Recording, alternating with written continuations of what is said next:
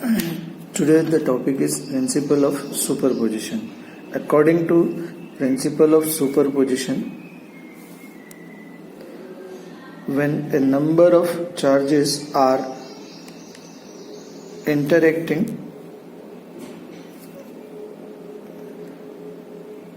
the total force on a given charge is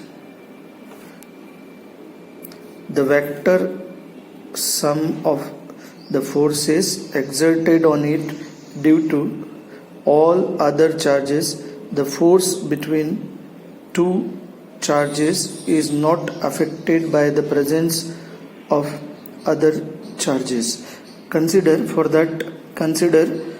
charges q1, q2, q3 and so on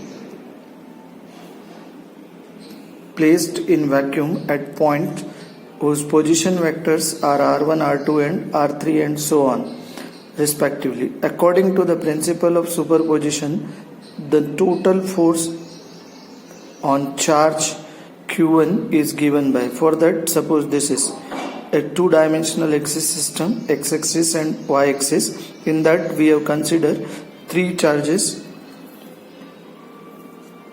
q1, its position vector is r1, the another one is q2, its position vector is r2, and this is q3, its position vector is r3. Now due to the charge q2, the force on the first charge q1 is F12, and due to the charge q3, the force on q1 is F13. Their direction are this one. Now their resultant is F1, and that will be equal to, according to the principle of superposition, will be equal to the vector sum of the individual forces acting on this charge due to the different charges. So F1 will be equal to F12 plus F13.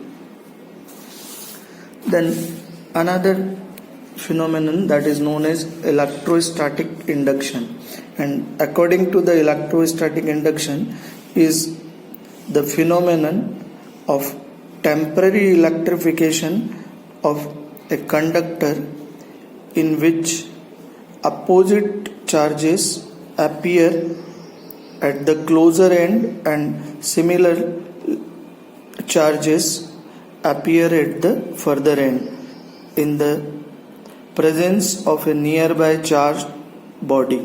For that, consider this is a spherical conductor. It is placed on an insulating stand.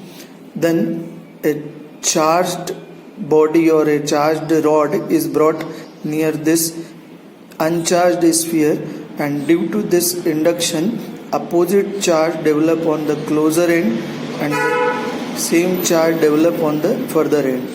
Now if this further end is connected to the earth, then this charge, same charge goes to the earth, and therefore only the opposite charge remains here. Now the earthing is removed and the opposite charge is present on this conductor. Finally this rod is removed, so this body is negatively charged. Means if we want to charge the body negatively, then we will take positively charged rod, and if we want to charge it positively, then we have to take negatively charged rod.